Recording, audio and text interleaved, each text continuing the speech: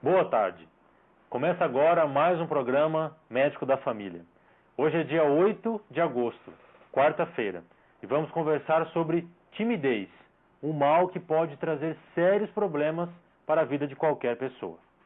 E vamos agora para os abraços do dia. Quero mandar um abraço especial para a Rochelle, que é moradora do bairro Taquaruçu, e também para Lia e Rafael, que moram lá no bairro Vila Jaci. E para Ana Paula Tomás Damásio, que é moradora do bairro Nova Lima. E um abraço muito especial para a dona Inácia Torres, que é lá de Dourados e nos mandou uma linda carta. Muito obrigado, dona Inácia. Quem nunca se sentiu inibido ou ansioso diante de alguém ou de alguma situação? Pois é, a timidez pode paralisar pessoas de qualquer idade. Pode causar ansiedade, indigestão e até mesmo pesadelos. Caracterizada pela obsessiva preocupação com as atitudes, reações, pensamentos dos outros, a timidez pode interferir tanto na vida pessoal, social e até mesmo profissional da pessoa. E sobre este assunto eu converso hoje com a psicóloga Ludmila de Moura. Boa tarde, Ludmila. Muito obrigado novamente pela presença. Obrigada. E gostaria que a senhora esclarecesse para as pessoas o que seria a timidez patológica. Olha, a timidez patológica, ela é uma reação também chamada de fobia social, em que eu tenho medo mesmo de estar em situações que tem um número grande de pessoas, né? Mas assim, até o que é um número grande pode ser 20 pessoas numa sala de aula, né? Que eu tenho que me expor nesse ambiente. Então, a patológica, né? Nesse sentido da timidez excessiva, ela pode até levar que eu evite de sair de casa, por exemplo. A pessoa vai cada vez se fechando mais. Se fechando mais, prejudicando, né? Até no sentido de evitando relacionamentos familiares, visitas, passeios e muitas vezes prejudicando o trabalho, né? Bom, a gente sabe que é um transtorno que acomete muitas pessoas, né? Quais seriam as causas principais de timidez que interfere mesmo na vida de uma pessoa? Olha, a timidez, né, vamos diferenciar aí de uma timidez patológica, então, que é uma timidez excessiva. A timidez, ela tem uma reação, então, como foi falado no início, uma pessoa fica muito preocupada com a opinião dos outros, com o julgamento dos outros. Tanto na timidez, né, como na timidez patológica, fobia social, geralmente a raiz do problema vem da infância.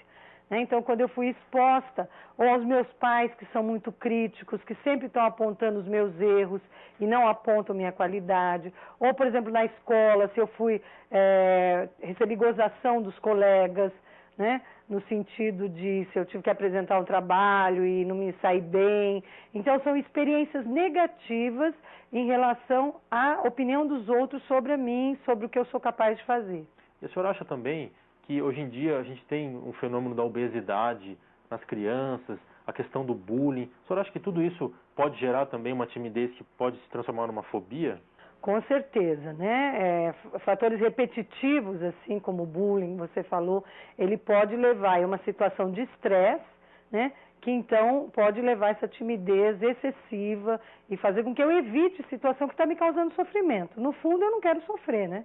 Como que os pais ou mesmo orientadores podem perceber que uma pessoa, uma criança, está sofrendo de uma timidez que está além do normal, vamos dizer assim?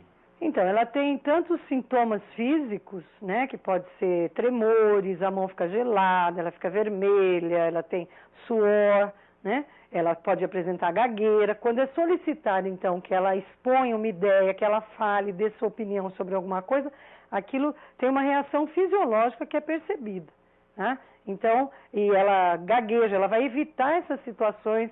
Às vezes aquela criança, ou mesmo nós vemos isso no adolescente, no adulto na universidade, eu sou professora universitária, então às vezes ele tem que apresentar um trabalho na escola, ele simplesmente falta, ele não apresenta, né? Então, ou dá um branco, né? Fica gelado, então realmente dessa forma a gente percebe quando já passou do normal, né? E a senhora acha até que ponto essa timidez pode prejudicar a pessoa, tanto no lado social, afetivo e também profissional?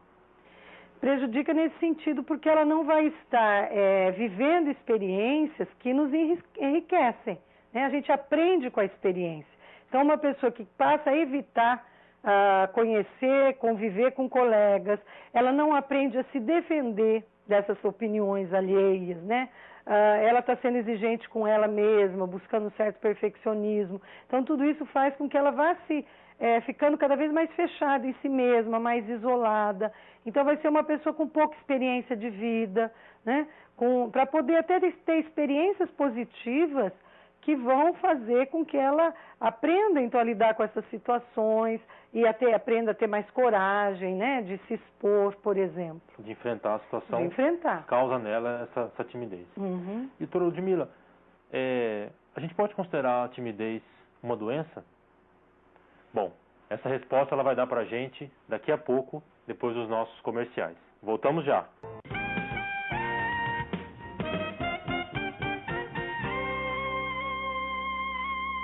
Estamos de volta com o programa Médico da Família. Eu converso hoje com a psicóloga Ludmila de Moura. Estamos falando sobre timidez.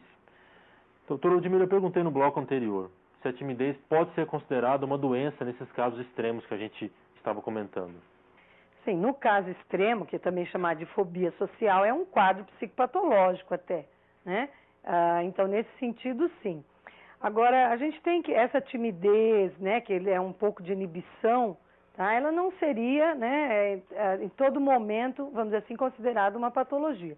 Vai depender da intensidade, quando realmente começa a prejudicar, como nós falamos, o meu desempenho, seja escolar, social, no trabalho, né? Como que uma pessoa pode perceber, assim, a que ponto a gente pode qualificar uma pessoa como uma pessoa que tem uma fobia importante para poder indicar um tratamento psicológico? Então, é quando ela realmente passa a evitar situações que ela devia enfrentar. Então, ela não quer ir na escola, ela não quer sair de casa, ela se tem uma festinha de aniversário, ela não vai, ela está cada vez mais se isolando. Ou se ela tem que enfrentar, aquilo causa, né, reações físicas, como a gente estava vendo, orgânicas, e que realmente ela chega numa situação assim muito forte de ansiedade, de sofrimento, em que a tendência dela é fugir dessa situação. E quando a gente faz esse diagnóstico e encaminha para a senhora, qual é a sua abordagem de tratamento inicial para que essa pessoa possa reverter esse quadro? A nível de psicologia, nós vamos tratar exatamente com a insegurança que essa pessoa sente em relação às qualidades dela. Nós vamos fazer com que ela veja, né, o que ela tem de bom e não só o que ela tem de falha ou o que ela não aprendeu, né? Porque um problema que a gente tem é que às vezes a gente exige muito da gente mesmo. A gente acha que a gente tinha que saber tudo, né, que a gente tem que ser bom em tudo. De certa forma, a sociedade nossa, ela valoriza muito esse aparecer, né, esse exibicionismo até. Viste vários programas aí de reality show, né? Quer dizer, a gente tem que estar se expondo muitas vezes. Então, isso é muito valorizado. E o mais introvertido e o tímido fica prejudicado, fica desvalorizado. Então, a gente tem que ensiná-la a ter uma crítica sobre isso também. E na sua prática, a senhora tem percebido que essas pessoas tímidas podem superar de vez esse quadro e reverter, se transformar numa pessoa ao contrário disso? Sim, a gente tem, né, obtido sucesso nos tratamentos. Às vezes eles não são tão breves, ele pode ser um tratamento mais longo, dependendo do grau de intensidade aí do problema, né, dessa timidez. Mas é possível sim que ela vai adquirindo uma maior confiança nela mesma, um maior autoconhecimento, né?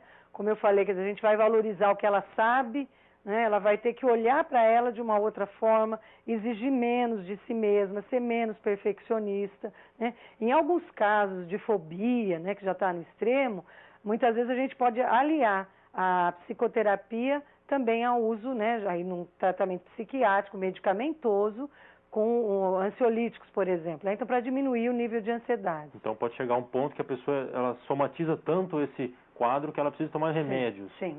Tá. E como é que a gente pode amenizar a timidez? Para as pessoas que nos assistem, como que a gente pode, até mesmo os pais, perceberem isso nos filhos e tentar amenizar esse quadro que eles perceberem nas pessoas? Eu acho que não pode forçar, né, a criança a situações em que ela tem medo, em que ela tem insegurança. Tá? Às vezes é um erro dos pais que querem expor exageradamente, ela tem medo, eu vou lá e jogo na piscina, né? Isso pode funcionar como o contrário. Geralmente a gente vai chamar de aproximações sucessivas, né? Então ela tem medo de grandes pessoas, bom, então vamos sair com 2 amiguinhos, né? Vamos hoje num local que não vai ter tanta gente, vamos num ambiente mais aberto, por exemplo. Então você vai aproximando aos poucos de situações semelhantes àquela que ela vai precisar enfrentar depois.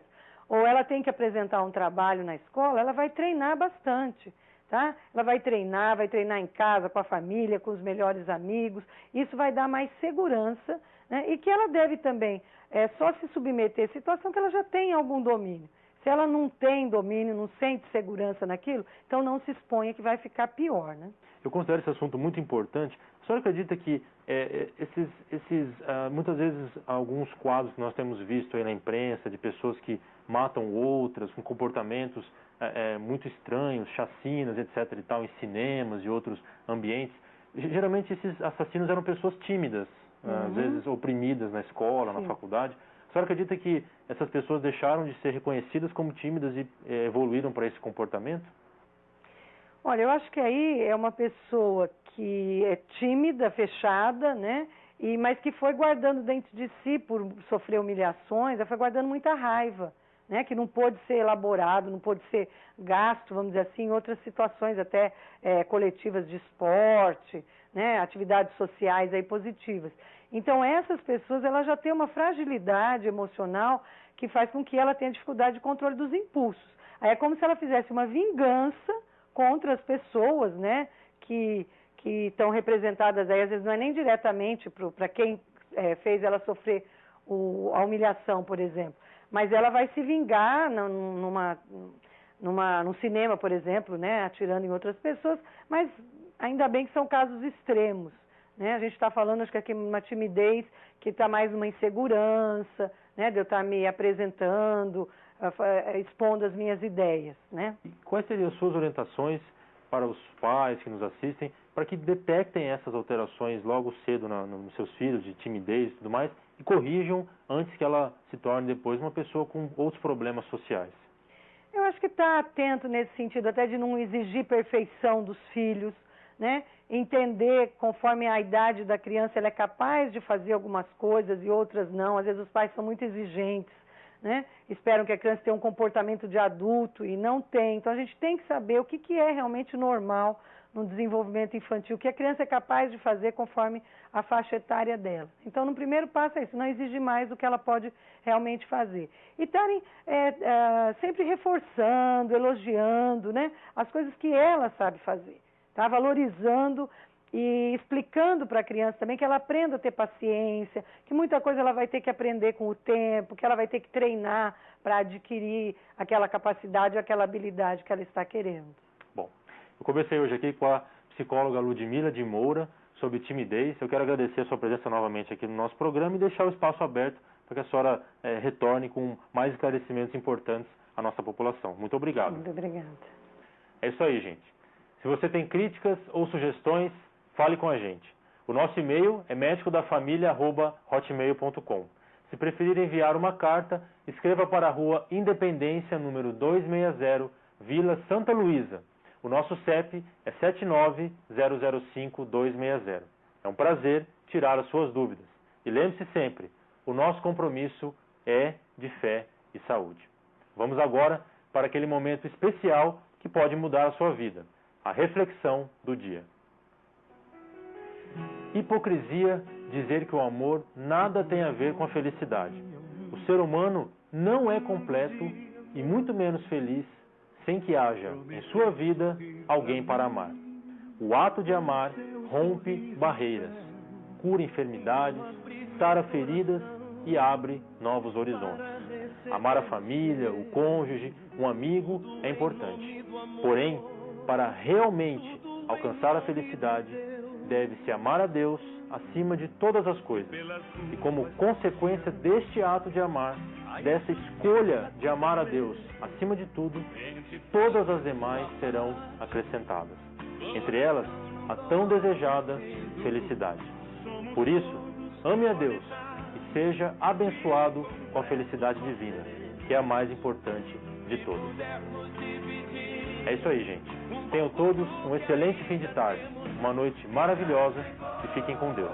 No próximo programa, vamos falar sobre RPG. Não percam!